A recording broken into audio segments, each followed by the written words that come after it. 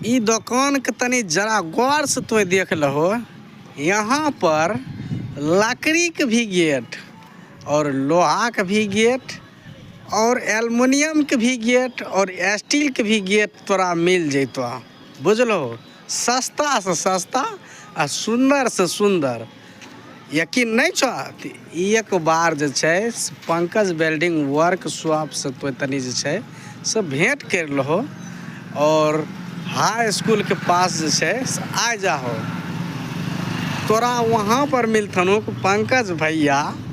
ओकर बाद जे छै तो कई प्रकार के कैटलॉग से छै देख के पसंद करके और ठीक हाई स्कूल देखो वहाँ छै और वहाँ से कुछ दूर यहाँ छिके जहाँ पर SR पब्लिक बगल में छै और वहाँ पर जे छै आधार कार्ड छोटू साइबर के बगल में ठीक पंकज वेल्डिंग वर्कशॉप छै।